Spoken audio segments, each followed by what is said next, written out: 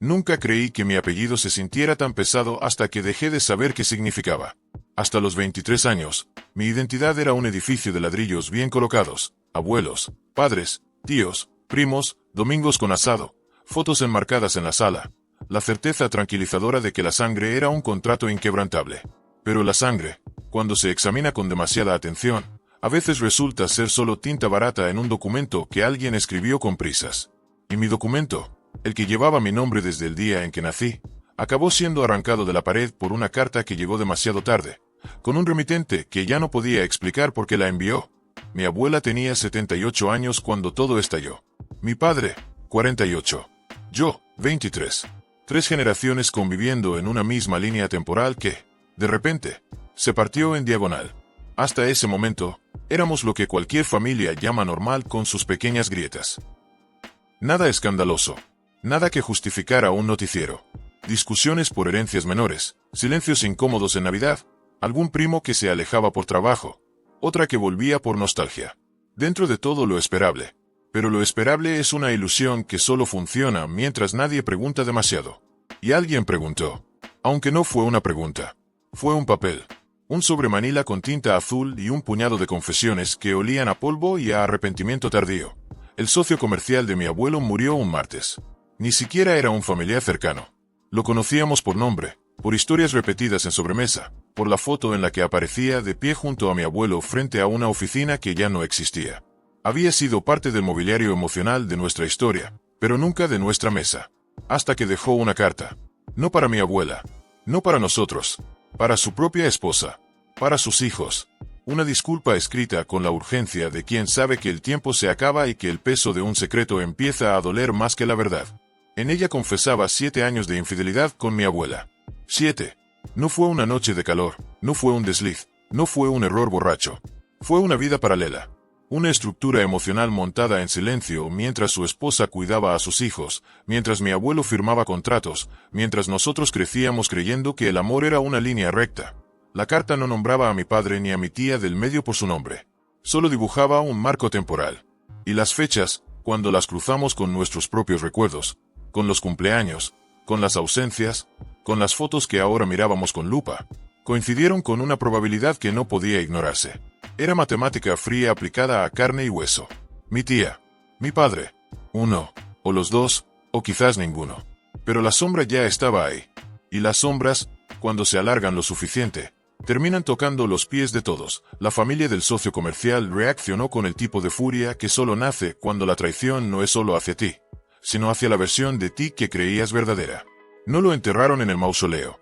Lo dejaron en una tumba genérica, sin lápida, sin flores, sin discursos. Su seguro cubrió los gastos mínimos. La funeraria hizo lo posible. Algunos fueron a ver el ataúd en la iglesia. Otros se quedaron en casa, mirando el techo, preguntándose cuántas verdades más estarían enterradas bajo las losas de sus propias familias. Nadie lloró. O al menos, nadie lo mostró. Y nosotros, a miles de kilómetros o en la misma ciudad, estábamos viviendo el mismo temblor sísmico. Pero con nuestra abuela como epicentro, ella negó. Con la firmeza de quien ha ensayado su mentira durante décadas y la ha pulido hasta convertirla en escudo. Dijo que el hombre estaba mintiendo, que hubo peleas comerciales, que la carta era venganza póstuma, que no se le ocurriera a nadie darle más credibilidad a un muerto que a una viva. Y tenía razón en una cosa técnica, los muertos no pueden testificar. Pero también tenía razón en otra, aunque no la dijera, a veces los vivos mienten para seguir respirando. El problema no era si creíamos en un cadáver. El problema era porque alguien confiesa después de morir si no le pesa. ¿Por qué dejar una granada con la espoleta lista si no quieres que explote? La lógica humana es extraña, pero no tanto. Un secreto de 7 años no se lleva al féretro por diversión. Se lleva por cobardía. O se suelta por remordimiento. Ella prefirió el escudo. Nosotros empezamos a preferir la duda y la duda cambió todo. Antes, la visitábamos. Le llevábamos sopa. La acompañábamos al médico. Nos turnábamos los fines de semana. Éramos muchos primos, y el tío mayor había sido generoso en ese sentido. Había una red, una malla invisible pero resistente. Después de la carta, la malla se aflojó. No se rompió de golpe. Se fue deshilachando con excusas educadas, con mensajes no respondidos, con silencios que empezaron a hablar más fuerte que las palabras. Algunos decían que había que esperar los resultados. Otros decían que la paciencia tiene un límite. Yo me quedé en el medio, con la intuición pegada al pecho como un reloj roto que sigue marcando la hora equivocada. No quería ser la nieta cruel, pero tampoco quería ser la cómplice muda. Y hay una diferencia brutal entre esperar con esperanza y esperar con miedo. Mi abuela, que nunca fue mala persona pero sí orgullosa, aprendió tarde a usar el teléfono como arma emocional. Empezó a mandar mensajes a los primos. Frases calculadas. Necesito que estén conmigo en este momento tan difícil. Después de todo lo que hice por ustedes. La familia es lo primero. Cada línea era un anzuelo. Y yo, como muchos, sentía el tirón en la garganta. Pero hay algo que nadie te dice cuando la verdad empieza a filtrarse. La manipulación duele más cuando sabes que estás siendo manipulado. No por ignorancia, por evidencia. Y la evidencia, aunque aún no estuviera en un laboratorio, ya estaba en la forma en que ella evitaba mirar ciertas fotos. En la forma en que repetía eso no pasó sin ofrecer un solo detalle que lo demostrara. En la forma en que su orgullo se volvía cada vez más frágil, más ruidoso, más desesperado. Mientras tanto, los hijos de mi abuela y los hijos del socio fallecido decidieron hacerse las pruebas. No por venganza, por necesidad. Por esa curiosidad malsana que nace cuando el suelo se mueve y necesitas saber si estás parado sobre tierra o sobre hielo. Se hicieron las pruebas contra ambos hijos del difunto, porque en una familia donde ya nadie quería asumir nada, la prudencia se volvió protocolo. Nadie sospechaba de la esposa del socio, pero cuando un árbol genealógico empieza a torcerse, hasta las ramas más lejanas merecen una mirada. Y así, con hisopos, con sobres, con códigos de seguimiento y con la ansiedad de quien espera un veredicto sin saber cuál será la condena, nos sentamos a esperar. La espera es un arte cruel. Te obliga a vivir en un presente que ya no existe y en un futuro que aún no llega. Las comidas familiares se cancelaron. Los grupos de chat se volvieron trincheras. Algunos hablaban en privado. Otros reenviaban capturas. La guerra fría familiar no se declaraba con gritos, sino con silencios compartidos. Yo solo quería escribir esto en algún lugar donde nadie tuviera que elegir un bando. Donde la sangre no fuera un uniforme. Donde pudiera decir lo que sentía sin que me llamaran traidora. Ni leal, ni nada. Solo humana, y entonces llegaron los resultados. No llegaron todos juntos. Llegaron como gotas que, al final, llenaron un vaso que ya no podíamos sostener. Primero, el tío mayor. Sin parentesco con los hijos del socio. Eso no probaba que fuera hijo de mi abuelo. Solo probaba que no compartía padre con esos dos hombres. Un alivio pequeño, pero un alivio. Después, mi tía del medio. Emparentada. No al 100%, porque la ciencia siempre deja un margen para la locura biológica, pero con una probabilidad que rozaba la certeza. La explicación más sencilla, la más humana, la más dolorosa, era hija del socio. Y luego, mi padre. Sin parentesco con ellos. Otra vez, no una confirmación absoluta, pero un dato. Y con ese dato, él y el tío mayor se hicieron una prueba entre sí. Si compartían ambos padres, serían hermanos completos. Si no, medios hermanos. El resultado fue claro, compartían padre y madre. O al menos, compartían lo suficiente como para que la lógica familiar volviera a tener un piso. Si uno era hijo del abuelo, el otro también. Era un consuelo frágil, pero era un consuelo, hasta ahí. La historia ya era un terremoto. Pero la ciencia, cuando se pone en marcha, no se detiene en la mitad del camino. Y la prueba entre mi padre y yo llegó después. Como un remate que no pedimos, pero que ya estaba escrito. No soy hija biológica de mi padre. Lo leí 3 veces. Luego cerré los ojos. Luego los abrí. La frase seguía ahí. Fría, clara, sin adornos, sin piedad. Y en ese instante, entendí algo que nadie te prepara para entender. La identidad no es un traje que te quitas cuando te dicen que no te pertenece. Es la piel. Y cuando te dicen que tu piel no es la que creías, el cuerpo entero entra en shock. No porque la sangre sea todo, sino porque durante 23 años, esa sangre fue la base de cada abrazo, de cada consejo, de cada estoy orgulloso de ti, de cada silencio compartido en un auto, de cada vez que me llamó mi niña sin dudarlo. Y ahora, un papel decía que esa línea estaba rota, que yo era un nudo distinto, que mi lugar en ese árbol era una rama injertada, no una rama nacida. Mi madre empezó a defender a mi abuela justo después de que se supieran las primeras pruebas. No antes, después. Y eso, por sí solo, fue una confesión silenciosa. Defendió a una mujer acusada de infidelidad con una energía que nunca usó para defender a su propio marido. Visitó a mi abuela varias veces. Le llevó ropa. Le habló al oído. Le dijo que no la juzgaran. Que esperáramos. que la compasión era más importante que la verdad. Y mi padre, que ya estaba sangrando por dentro, empezó a mirar debajo de las alfombras de su propio matrimonio.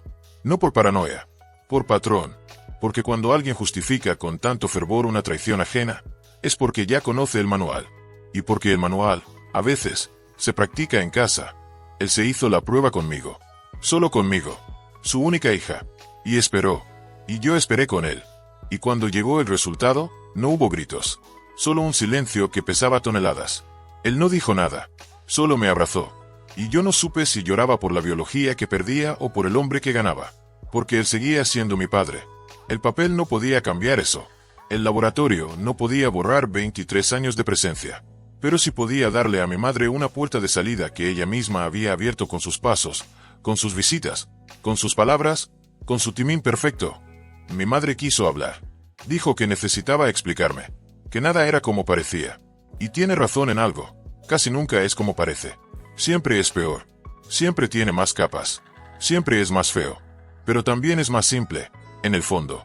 Porque la mentira se complica para sostenerse. La verdad solo necesita existir. Yo no le respondí. No podía. Cada palabra que ella dijera sonaría a guión ensayado. Cada lágrima, a herramienta. Cada perdóname, a estrategia. Y yo ya no tenía espacio para estrategias. Solo tenía un padre roto y una hija que no sabía si debía seguir llamándose hija. Mi tía también se rompió. Pero no de la misma manera. Su esposo se mantuvo firme. Sus hijos la rodearon. Uno de mis primos, que había defendido a mi abuela con uñas y dientes, descubrió que su sangre no era la que creía. Y eso le quitó el piso. La otra prima, más neutral, se acercó a mi tía. La familia se reacomodaba como muebles después de un huracán. Algunos quedaban en el salón. Otros, en la calle. Mi abuela se negó a hablar. Dijo que las pruebas no eran confiables. Que eran estrellas. Que eran lecturas frías. Que no entendían el corazón. Y quizás tenía razón en que el corazón no cabe en un tubo de ensayo. Pero el corazón tampoco miente cuando se queda sin excusas. Y el suyo se había quedado sin ellas. Mis tíos y mi padre decidieron algo que me devolvió un poco la fe en la humanidad. Pasaría lo que pasara con la sangre. Habían crecido como hermanos. Y seguirían siéndolo. Mi tía lloró cuando mi padre se lo dijo. No de alegría. De alivio. De reconocimiento. De esa clase de paz que nace cuando eliges quedarse. Aunque el mundo te diga que te vayas. La asistencia a la casa de mi abuela cayó en picada. Yo la bloqueé. No con rabia. Con límites. Algunos primos hicieron lo mismo. Otros no. Pero ya no estaban tan disponibles. Ella seguía mandando mensajes de lástima. Frases que antes funcionaban, ahora sonaban a eco en una habitación vacía. Después de todo lo que hice por esta familia. Sí, lo hiciste. Y también después de todo lo que le quitaste, me quedé del lado de mi padre. No físicamente. No vivía con él. Pero emocionalmente. Sí. Él inició el divorcio. Yo corté contacto con mi madre. Me escribió desde números distintos. Llamó. Dejó mensajes. No respondí. No por crueldad. Por supervivencia. Hay personas que no merecen segunda oportunidad cuando la primera fue construida sobre mentira. Y mi padre, el que me crió, el que me enseñó a andar en bicicleta, el que me llevó al médico cuando tuve fiebre, el que me dijo, no te rindas cuando quise rendirme, ese era mi padre. El resto era genética. Y la genética, por sí sola, no cría. Mi abuela terminó en un geriátrico. No por decisión de sus hijos. No por venganza de sus nietos. Por una amiga que vio que ya no podía sola. Que necesitaba medicación. Que necesitaba ayuda para comer. Que necesitaba que alguien la levantara. La red familiar se había evaporado. Quedaban algunos primos. No muchos. Sus hijos no querían saber nada.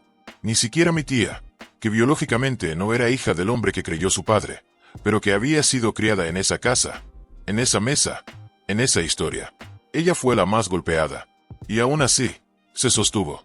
Con una dignidad que me enseñó que la lealtad no se mide en cromosomas, sino en decisiones.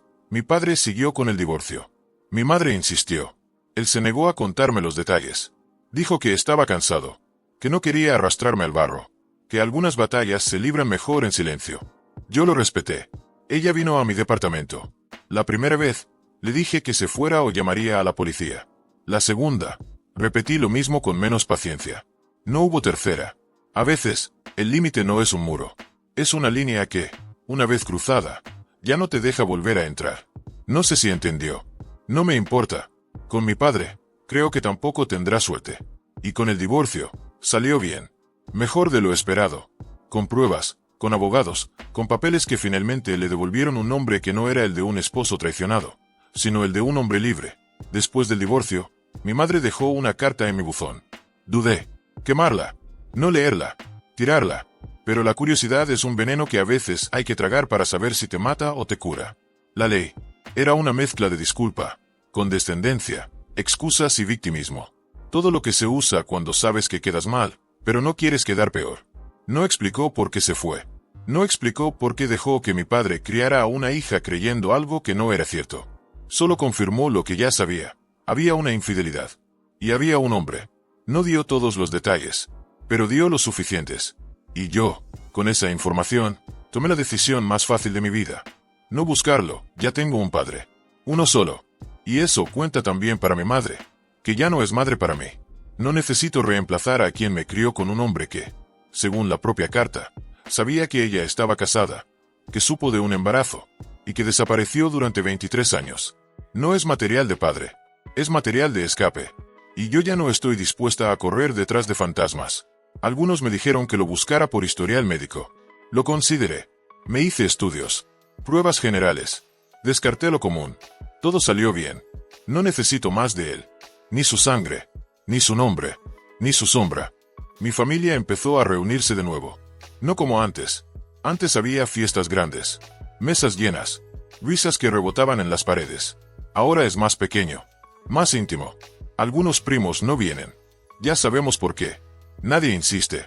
Cuando nos vemos, no hablamos de mi abuela. No porque esté prohibido. Porque nadie quiere darle espacio. Hablamos de mi abuelo. Lo recordamos en su aniversario. En su cumpleaños. Mi tía participa. Nadie la hace sentir menos. Y si algo bueno salió de este desastre, fue eso. Los hermanos decidieron no dejar que la falta de lazos de sangre arruinara lo que la vida ya había tejido. Mi árbol genealógico sigue torcido. Podado con rabia. Quemado en algunas ramas. Pero al menos, ya no tiene ramas podridas colgando sobre nuestras cabezas. Pasaron años. 3 y medio. O 7. El tiempo se vuelve elástico cuando vives con heridas que no cierran del todo. No pensaba volver a escribir esto. Quería dejarlo enterrado. Pero hubo un evento. Y este era el lugar donde necesitaba compartirlo. Mi abuela murió. Un paro cardíaco. O algo similar. No pedí los detalles médicos. Estuvo una semana en el hospital. Nadie de nuestra parte fue. Ni mi padre. Ni mi tío. Ni mi tía. Ni yo. Ni los primos que antes estaban más cerca de ella. No sé por qué los últimos no fueron. Tal vez el miedo. Tal vez la culpa. Tal vez la certeza de que ya no había nada que decir. Una amiga de mi abuela llamó a mi tío mayor y a mi padre. Gritó. Les preguntó qué clase de hijos eran. Que la dejaron morir sola. Que después de todo lo que hizo. Mi tío respondió con insultos. Llamó bolsas de estiércol a quien correspondía. Mi padre fue más corto. Dijo que no volviera a llamar. La bloquearon. El funeral fue pequeño. Muy pequeño. Nadie de la familia asistió. Que sepamos. No sabemos si hubo herencia. Nadie fue llamado. Tal vez nunca la hubo. Tal vez nos quitó a todos por haberla abandonado. Valió cada centavo que pudiera habernos dado. Aceptar su dinero habría sido firmar un pacto con lo que hizo. Y nadie quería eso. Mi padre dijo que cualquier cosa que viniera de ella se sentía contaminada. Mi tía, algo similar. Mi tío mayor, ni siquiera quiso hablar del tema. Si la residencia, los médicos, los gastos se comieron lo que quedaba. Que así fuera. Nadie esperaba un cheque para hacer las paces con décadas de mentiras, y entonces, mi madre hizo lo que no quería que hiciera. Le contó a mi supuesto padre biológico sobre mí. Creo que buscaba una reconexión. Un puente. Un regreso. Generó el efecto contrario. Él apareció una mañana cerca de mi trabajo. Lo reconocí antes de que se presentara. Desgraciadamente, me parezco un poco a él. No lo suficiente para una prueba legal, pero sí lo suficiente para que me diera una sensación desagradable en el estómago. No confirmé nada. No quería tener nada con este tipo. Sabía de la infidelidad. Confirmado. Sabía que mi madre quedó embarazada. Confirmado. Y no le importó durante ese tiempo. ¿Por qué debería importarme ahora? Fue una interacción breve. Olía alcohol a las 11 de la mañana. No de la noche anterior. De ese que se usa para tener coraje. Dijo que mi madre le contó todo. Que pensó que no había mejor momento para conocerme. Le dije que no estaba interesada. Me preguntó si no quería saber de dónde venía. Le respondí que ya sabía de dónde venía. De mi padre. Y si se refería a él, ya había visto lo suficiente. No estaba impresionada. Algunas personas me recomendaron buscarlo por historial médico. Lo hice por mi cuenta. Todo salió bien. No necesito más de él. Tampoco me lo confirmó él, pero no importa. Lo que importa es que mi madre intentó escribirme después. No respondí. No pienso hacerlo. Si su plan era que conocerlo me hiciera volver a ella, calculó mal. Verlo solo confirmó que mi padre es el hombre que me crió. No el que puso material genético dentro de mi madre. Mi padre está bien. Más que bien, dentro de lo posible. Siguió adelante. Tiene una vida tranquila. Nuestra relación es fuerte. Él sigue siendo mi padre. Yo sigo siendo su hija. Esa parte dejó de estar en discusión hace años. Mi tía también está bien. La familia se sigue reuniendo. Cada vez se mencionan menos estas cosas. O la familia ha decidido enterrar lo doloroso. O lo ha superado. Pero ya no parece una familia rota. Ya no parece que tenga que arreglar nada, y yo, mientras escribo esto, entiendo algo que tardé años en aceptar. La sangre no hace familia. La presencia, sí. La lealtad, sí. La decisión de quedarse cuando sería más fácil irse, sí. El árbol genealógico puede torcerse, puede quemarse, puede perder ramas enteras. Pero las raíces, si se riegan con verdad, con límites, con amor elegido, no se mueren. Solo cambian de forma. Y a veces, cambian para mejor. Si alguna vez te toca vivir algo así, no busques culpables al principio. Busca aire. Busca silencio. Busca la verdad aunque duela. Porque la mentira duele más, pero lentamente. Y al final, te deja sin suelo. Mientras que la verdad, por brutal que sea, te da un piso firme. Y sobre un piso firme, aunque esté lleno de grietas, se puede construir de nuevo. No igual, pero mejor. Más honesto. Más tuyo. Mi abuela eligió su camino. Mi madre, el suyo. Mi padre, el mío. Y yo, el mío. No nos perdimos. Nos encontramos. En un lugar donde la sangre ya no era la moneda de cambio. Donde el amor no se heredaba. Se elegía. Y en esa elección, por fin, supe mi nombre. No el del documento. El del corazón. El que nadie puede borrar. El que, a pesar de todo, sigue latiendo.